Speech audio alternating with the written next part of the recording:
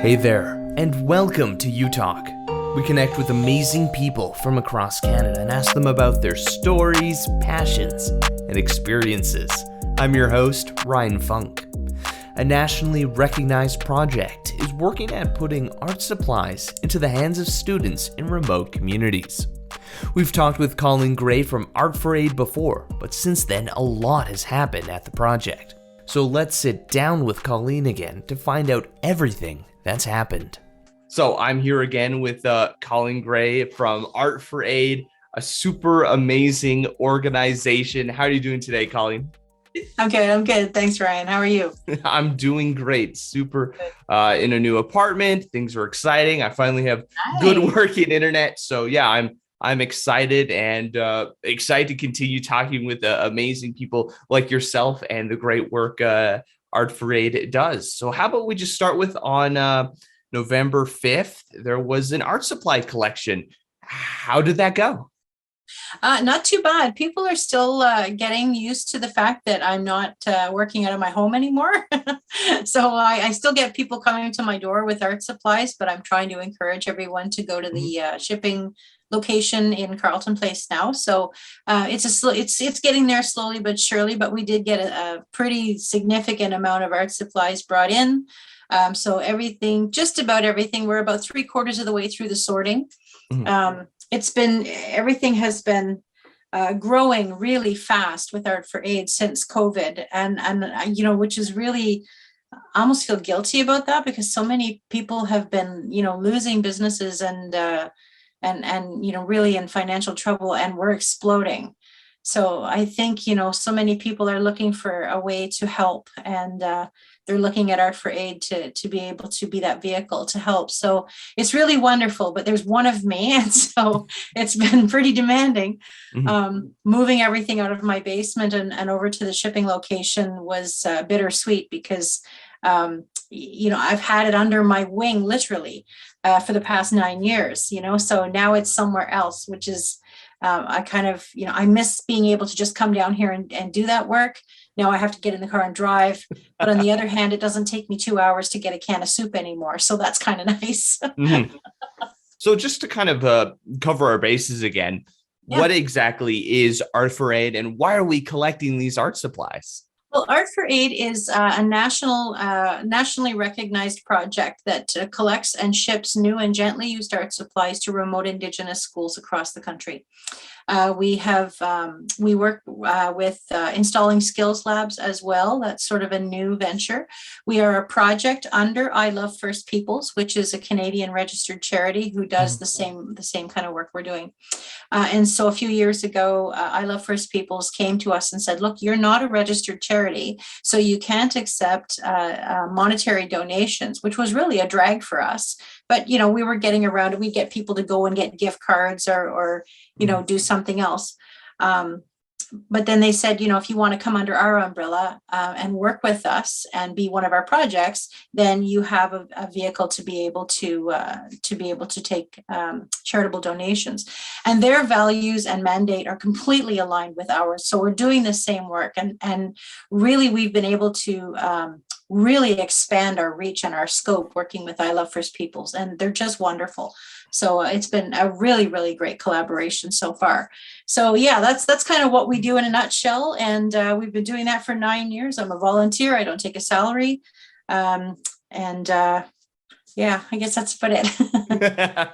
Well, it's great. So why is it important to collect this art supplies? Why are we doing this? Indigenous students on reserve have fewer advantages than non-Indigenous students in mainstream schools.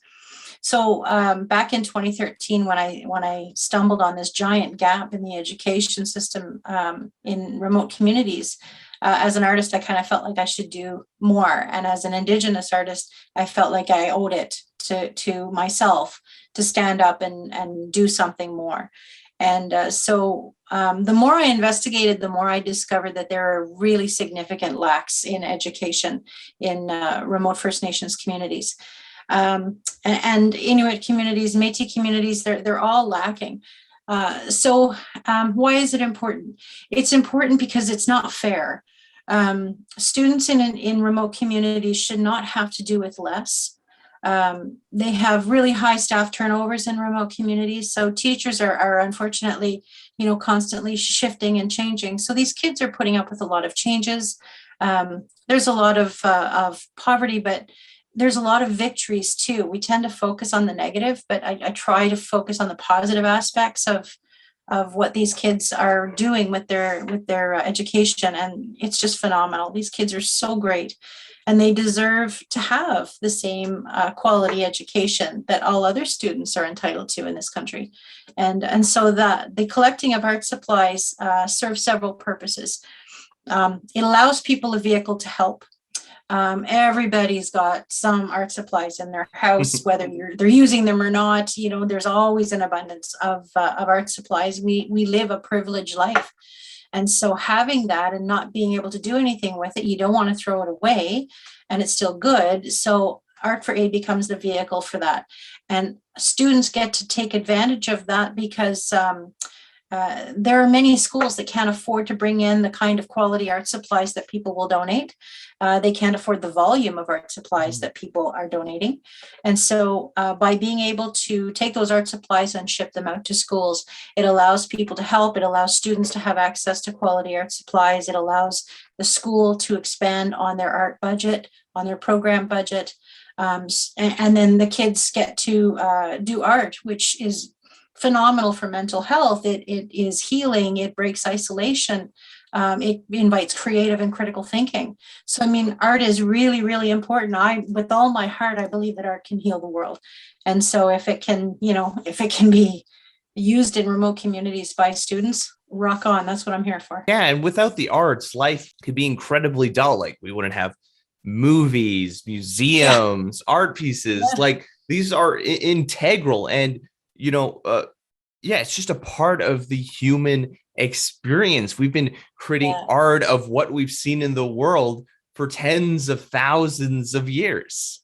It's a common thread throughout humanity and throughout history. Yeah. Not only is Art for Aid, bringing out the supplies to these communities and kids. Skill Labs launched up in September. So why don't you just tell me a little bit about what that is and what's it going to look like moving forward? We're so excited about the Skills Labs. Several years ago, I got to go to Natwashish in northern Newfoundland and visit a school. I've been shipping art supplies for 9 years, but I've never been able to visit any of the communities that I ship to. The reason being is it's a lot of money to fly to a remote community. It's a lot of money to just go and visit. And I can ship a lot of art supplies with $1,000. So I've opted not to do that. But when I started working with I Love First Peoples and they discovered that I hadn't been to any of these communities, they were just like, well, that can't be right. So they flew me up to Natwashish when we were doing one of the Friendship Box presentations that they do.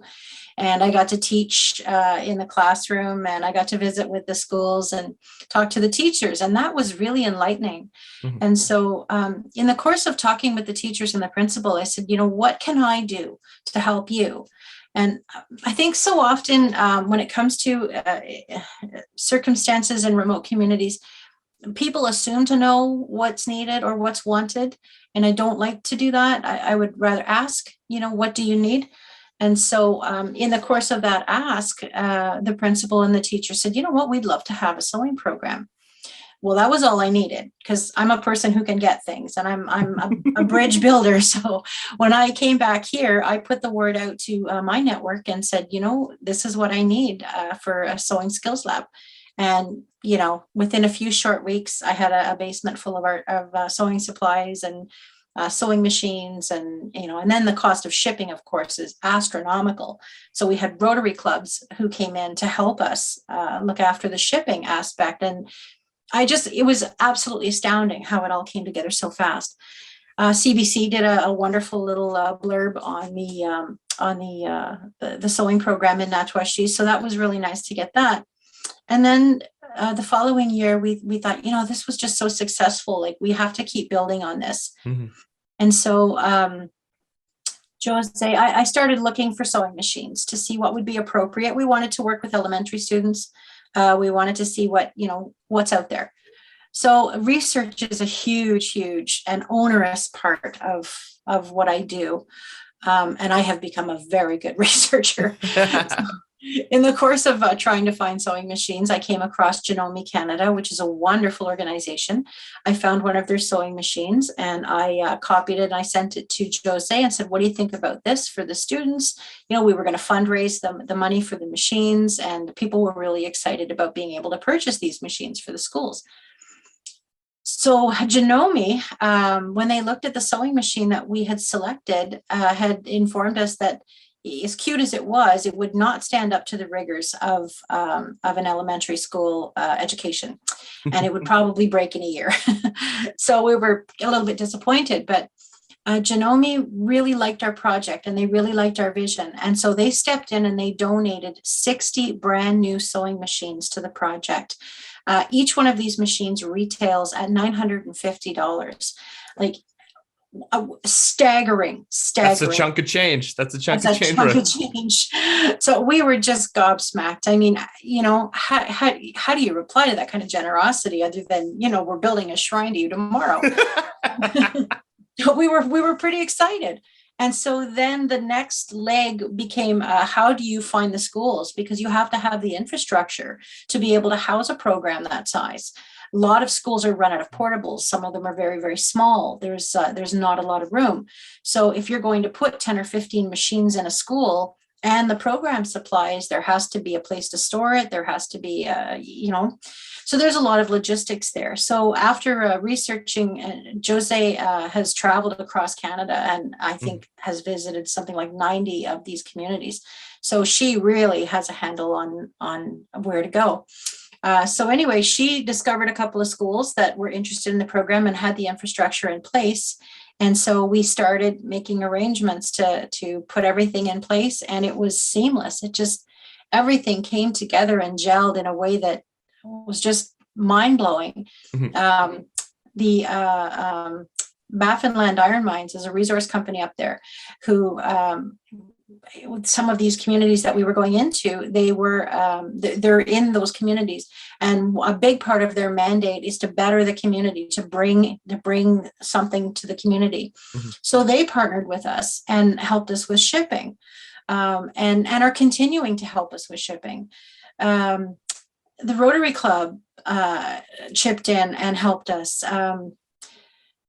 It's just so overwhelming. Like, as soon as we come up with an idea or a plan, all of the people just come together and help us. We had people buying sewing machines to help with shipping and to pay for the purchase of a machine for schools. So we now have 4 schools up and running. We are in, sorry, I'm really talking a lot here, Ryan. No worries. It's exciting stuff. Interviewer's dream, right? So we are in Pond Inlet, Igloolik, Natwashish, and Nain, Labrador. So those are the 4 schools we're working on right now. We have a 5th school online, but I think we're still waiting for confirmation. The machines themselves are absolutely beautiful. They've been retrofitted with the child safety guards as well, so that little fingers don't get injured. And beyond that, the benefit to the community is astronomical, because these machines are strong enough to be able to sew through hide and through canvas. So if you are a subsistence hunter or you live off the land, a canvas tent is a very important part of your toolkit. To repair these things is a pain. And so with a sewing machine, it's like zip and it's done, right? You've got the ability to really get people back out on the land quickly. So yeah, it's exciting. It's really exciting to watch this develop. I'm just formulating a contact sheet now to send out to the schools, asking them if they can send us some pictures, some information, give us an actual update so that I can build my report for Genome and for the people who have helped us to get this to where it is today. I think the cool part of that is just once you had the idea for this, a concept for this initiative, people, they all came together in a collaborative effort. And I think just for the average person, they want to help. They want to be able to find ways to help those less fortunate than themselves and, make it better for everyone, the world a better place. But for many, they don't know how to do it. Well, what are you supposed to do? Like, oh, there's these communities that are suffering or underprivileged. Well, how can I what can I do? So it's great to hear about Art for Aid, being that, kind of that stepping stone for people Yes. to find a way to help out. Thank you. Yes, I'm excited too. I'm Mhm. excited. People have really embraced this project in a big way. An exciting thing. It's getting recognized. You were one of 14 recipients to receive the Governor General Award back in September. Super busy time. You have your skills lab and sewing Yeah. project going, and you won this award. Well, what was Yeah. your reaction when they told you were going to be one of the recipients? Found out back in 2019 that I was a recipient. I was really blown away. I mean, who does that ever happen to, right? So I got a phone call here one June afternoon from the office of the Governor General, and I actually thought it was a friend of mine. So I totally made an idiot of myself. I thought it was a joke, and I responded as though it was a joke. And then when big news comes like that, like what are you supposed to do? Like, this can't be real. Well, you're pulling my leg. I said, "This is Kathy. Smarten up, Kathy. What do you want, you idiot?" Yeah, right. And so when the lady, very kind lady, very patient lady on the phone, reassured me that this was in fact the Office of the Governor General and that I had been nominated and would be receiving the Sovereign Medal for Volunteers. I didn't even know what she kept talking, and all I could hear was buzzing in my head. There was just nothing was registering. And so she said, "Are you still with me?" At one point, because I wasn't saying anything. And I said, "I'm really sorry, but I need you to start over and talk to me again, because nothing that you've said has sunk in. I'm really trying to process this, but I just can't. It's coming in." Yeah, that dazed moment. Right. So she was wonderfully patient with me. And so she told me everything that was going to happen. And then, of course, COVID hit and everything got locked down. And so just this past year, they started doing ceremonies. As a matter of fact, the one that I went to was the very first one since COVID lockdown. Very exciting. I know, right? And then to Mary May Simon. I mean, come on, an Indigenous Governor General is the person standing to give me the award. Like, I mean, that was just everything to me. And so I brought my husband and my daughter with me. We were limited to how many people we could bring, and they had a wonderful event. It was at Rideau Hall. Never been there before. Pretty impressive. It was really nice. Really, really nice. I felt very honored. Oh, it's a great honor, as well as just bringing more awareness to the cause. Like when it's a success for Art for Aid as well. Yes, very, very much so. It's all about Art for Aid for me. Awesome. So a cool thing that Art for Aid is doing, the Bear Heart contact cards, going over to social media and the website. Incredibly cute stuff right there for that. Not great. What can you tell me about it? We often have people who want to reach out, like youth that want to reach out to the communities and let them know that they're not forgotten, that we're learning, and in school there are very strong Indigenous programming is now happening on a regular basis in schools. And so more and more youth are learning about some of the challenges that are being faced, and about the many victories that Indigenous students are also moving forward with. So in the course of that education, a lot of these students are looking for ways to reach out. So they do art supply fundraisers in the school and so on and so forth. But I also wanted the kids to be able to personally connect. And so again, I go back to my bridge building skills, and I thought, how can I connect these two? How can I make a connection? It doesn't have to be reciprocal, because you can travel only one way on a bridge, or you can travel both. So in the course of trying to figure something out, I came across a way, because art is an incredible medium that does not require language or understanding of language. And so I started inviting non-Indigenous youth in schools to create these cards. I have a template that people can download to create these cards. Draw a positive picture, draw something, or say something if you're not an artist. You don't have to draw, but just some way to create a the building of a bridge between a remote community and youth outside of that community. And so the Bear Heart contact cards is Bear because that is our logo, and Heart because these messages come from the heart, and contact cards because that's what's happening. It's making contact. And so we invite students to create these cards. We put them in our shipments of art supplies to the schools, and the children in these communities can see that other students outside of the community, their peers, are connecting with them from across the miles. The more we're connecting with others at a younger age, the better unity will become. Like the worst thing you can do is have that segregation. Like, yes, this person over here, this person over there. Like, unless you're meshing and getting to know them, you can't have those perfect dialogues. Like you mentioned at the beginning, wanting to, like, not thinking about what they need, but listening to them and hearing about what they need, not thinking about, from your perspective. Yeah, it's great to have those connections and starting it out.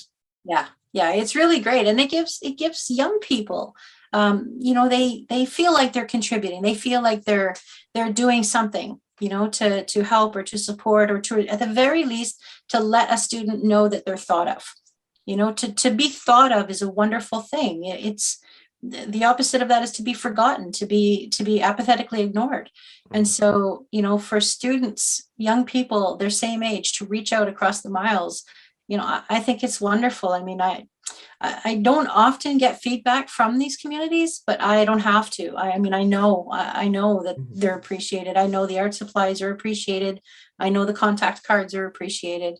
So yeah, it's building a bridge. In September, we had National Truth and Reconciliation Day. Personally, I feel like maybe it wasn't executed to the best of what it could potentially become. But what are your thoughts on this day and this kind of recognition of what's going on in Indigenous communities? Well, it's a great start. It's a really great start, and everything that is healing has to start somewhere, and so awareness is a big part of that. It goes way beyond just wearing an orange shirt on September 30th. And that's what I try to punctuate with people. It's about so much more than an orange shirt. The orange shirt, to me, for young people, is a doorway. It's an open doorway to learn more.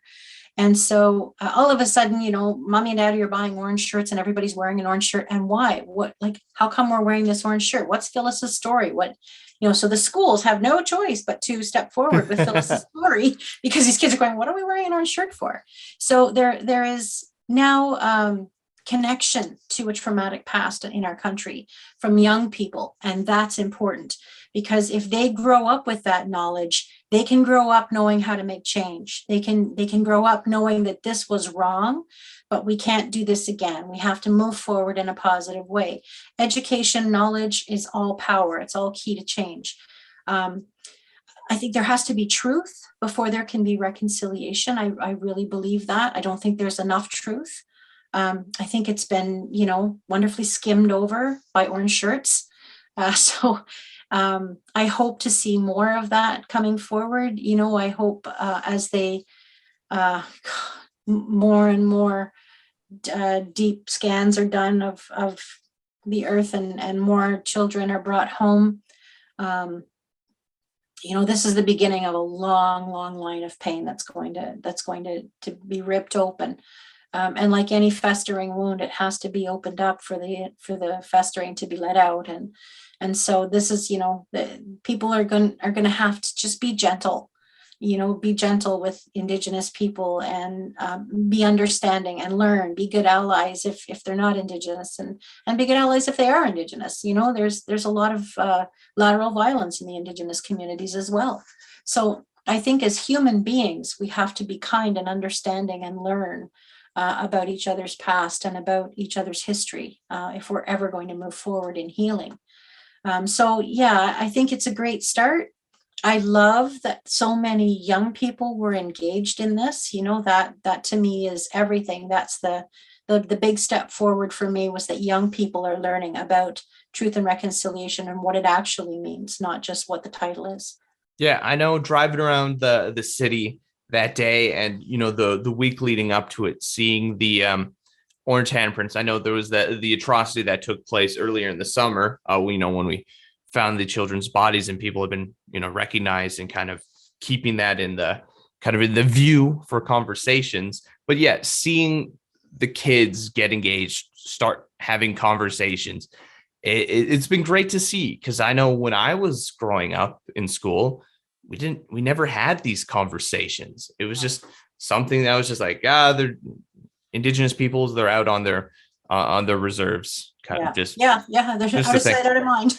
yeah. So it's great to see those conversations, and I would like to see this kind of day grow and develop. I think it was the new Governor General who like in a press conference was saying like, when Justin Trudeau missed out on the first day, it's like, well, a prime minister would never miss a Remembrance Day event. And these is mostly for people who've already passed on, sort of the hypocrisy. Yeah, that was a missed opportunity, boy. He really didn't do that one very well. You're like, buddy, it's all you have to do is just show up. Like that's the minimum. Yeah. Tofino.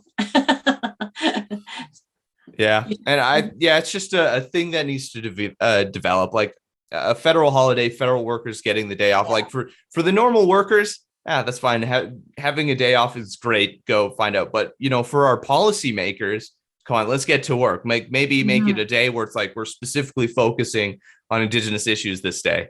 I mean, that's like a small thing you could do. I don't know. I'm not a politician. I think I would rather than see a day off, I would rather see a day of education. Where workplaces bring in Indigenous elders, they bring in people who can do Indigenous crafts and bring in traditional knowledge. I think if we show people who we are, we become less of those poor Indigenous people and more of, wow, what a cool group of people, and what a terrible thing happened in their history. I think if we bring that to the table, in corporations, can you imagine everybody sitting down to do beading or moccasin classes, or listening to an elder talk about some of the traditional stories? Something like that, I think, holds more value than a day off to go shopping or to go to the park. I mean, I don't, my September 30th, I spent a lot of time trying to figure out what can I do today that will make an impact for youth tomorrow. And I'm sure I could go pack art supplies. I could have done that, but I do that all the time. But I wanted to do something more meaningful. And so I put on my rubber boots and I grabbed my gloves and some garbage bags, and I traveled the ditches picking garbage for the day. So I thought, what better way than to make the earth a better place for the kids, right? Yeah, you're 100% right.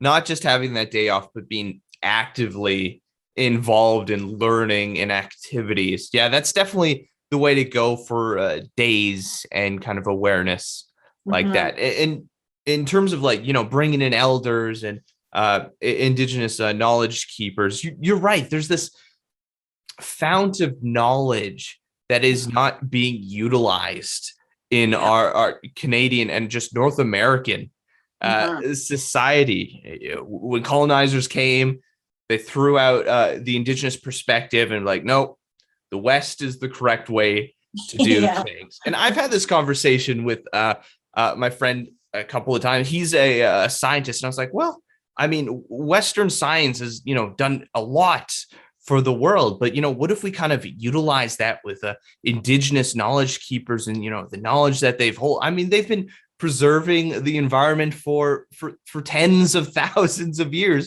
Before, like, what is it, the 1960s, when scientists were like, yeah, maybe we should be a little bit nicer with how we're consuming everything. So maybe that more collaborative approach, getting the elders in.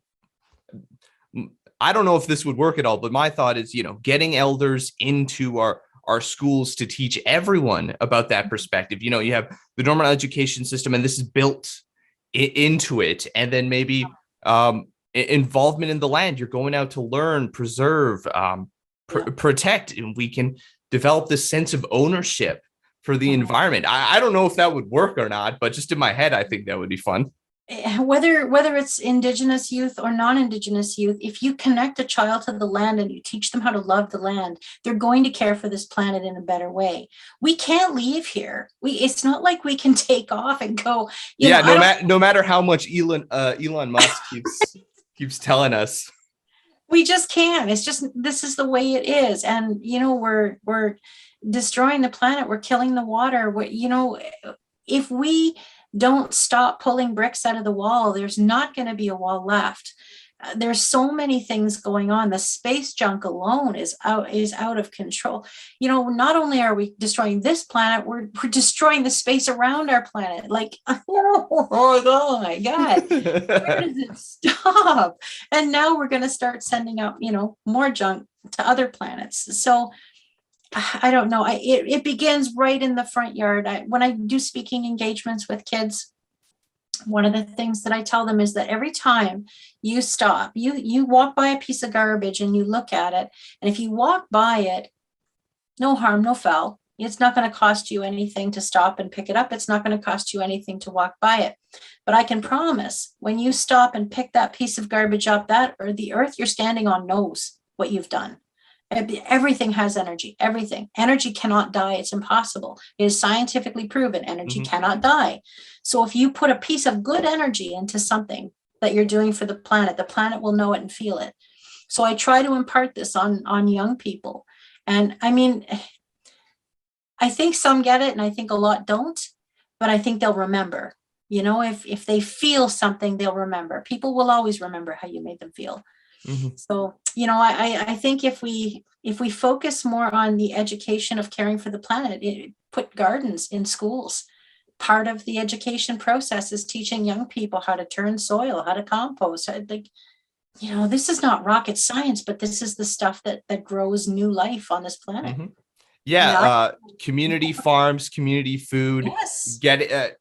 Allowing us to be a little less disconnected, or I guess a little more disconnected from the supply chain, giving us more ownership and control of ourselves, so we're not reliant on grocery stores and multi-billion-dollar corporations. There's a lot of things. And just empowering individuals, giving people the resources and rights that they need to succeed. And then, it's a start. I think I'm starting to see. I know it's very easy to get that doomer mindset, like, doesn't matter, everything is over, let's just whatever. We're existing now.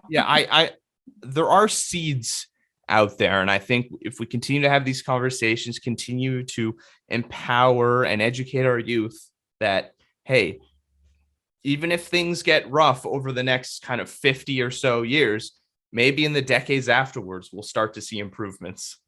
We can't wait until it's too late. It's already too late. We got to start now if we're going to try and change things. There are all these arguments around climate change, global warming, and you get a million people for and a million people against, and a million people who are saying, well, no, it's not that, it's this. Everybody has an opinion, but while you're voicing your opinion, what are you doing to help? You can talk all you want, but if you're not doing anything other than talking about your opinion, then you're part of the problem. You have to do the ugly, crappy stuff, like, going out and picking up the garbage, to write a letter to your government and say, look, this waterway is polluted. You have to be involved in the grassroots organizations that are fighting for the environment.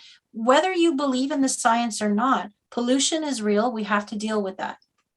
Global warming is happening. Whatever is causing it, that's not everybody's fight, And even if it wasn't true, isn't it better to have a more healthy relationship to the planet than just consume? Yes, err on the side of caution. You can't lose. Exactly. And I mean, I think it's a little funny quotation marks. I mean, if everything just falls apart, well, those who've relied on Western society aren't going to be able to succeed in that new environment. And it's going to be those with survival skills and understanding of the land, such as our indigenous people, that will be able to survive through there. Yeah. The people who are already living off the land. I guess ironic would be the correct word in that situation. Yeah, very ironic. Just got to kind of move forward. We kind of got a little off topic. We're up on a tangent. Yeah. Solving all the Earth's problems. What's next for Art for Aid? What's going on? I know there's a lot of artwork that is available to help fundraise some of these efforts. What's going on? What's next? What's kind of the plan? We're developing more skills labs. I'm looking right now at developing a 3D printer skills lab. Ooh, 3D printing. Yeah. So when you think about, the positive attributes around 3D printing, if you're a hunter and your gun stock breaks and you're in a remote community, you may be waiting weeks, maybe months before you can get a gun stock. Well, if you can 3D print a gun stock and slap it on your rifle, you're out hunting again, right? So you can, there's food security in being able to make sure that the tools of subsistence hunting are able to be repaired. For young people to be able to, oh my gosh, there's so much involved in this, and I don't want to go too far into it because we're still in the really infant step planning stages, but we're looking at trying to develop 3D printing resources in the North. We're looking at, I'm always brainstorming, different ways that we can positively impact. I work on synthetic paper with ground mineral watercolor. That's my art form. I really, really want to start getting this into remote schools. I want high school students to really be able to hang on to this. It's kind of an advanced technique for young people. It's a very expensive process to, the paints themselves are, anywhere from $20 to $40 a tube. So it becomes very expensive, and little kids love to use volumes of stuff. So as we've seen in any kind of nursery school during finger painting day. For sure. So, I keep, filtering the art supplies to a lot of elementary students, but I also recognize the incredible value that Indigenous older students, high school students have as far as developing their art. I don't think they get enough supplies. They don't get a variety of things to engage them. And this particular medium of creativity is so unique. And it's not the kind of thing, it doesn't lend itself to everybody. I find people who are classically trained artists really struggle with this technique because this doesn't fit into the parameters that they've been constructed with. And so I tell people when I teach them, like, every rule about working with watercolor, you can just leave at the door because none of it applies here. And it really freaks a lot of people out. But young people don't have that barrier. Young people seem to be able to set aside any rules very quickly and move forward into doing something really unique. So my next big project is to work with high school students and make packages and send these synthetic paper packages with the art palettes up there and get them experimenting with this and playing with it. It lends itself wonderful to ink work. So I'd like to, maybe do some ink work as well. Maybe, start visiting some of these communities once everything is safer and teach this technique to high school students, and then start, bringing their art forward and showing the world what they're capable of. I want to elevate them from an artistic perspective. I want the world to see how brilliant these young people are. They're amazing, really amazing. Yeah, no, and that sounds incredibly promising, and I'm excited to see where it all goes. It'd be great to see in a news article, Indigenous high schoolers new revolutionary technique, or throwing the rules of watercolor out the window. Yeah, exactly. Yeah, well, that's the plan.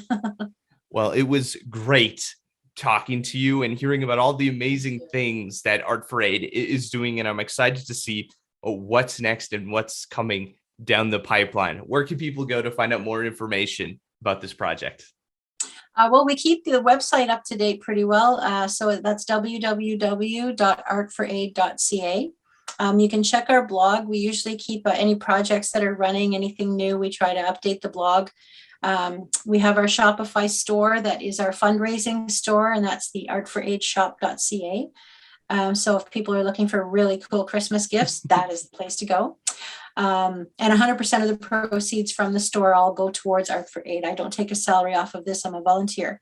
Let me see. You can sign up for the newsletter on any of these websites. The newsletter will keep everybody up to date on what we're doing. And whenever we have our supply collection dates, we also send that out through the newsletter and our social media as well, on Instagram, on Facebook, on Twitter, on LinkedIn, on like pick everywhere. We're everywhere. And watch for our 5-colored bear. Our bear is now an internationally known symbol. I was sent an email from someone in Singapore who said that they saw one of my cards on a shelf in a store in Singapore. Go figure. So we're everywhere. So just come and find us. Send me an email if there's any questions. I'd be happy to speak with anybody who's wondering what's next. Enjoying the content from You Multicultural? Why don't you subscribe to stay up to date with everything that we're doing? If you have any stories you want us to talk about or communities we should highlight, leave a comment down below or reach out to us over social media. I'm Ryan Funk. This was You Talk, and have yourself a good one.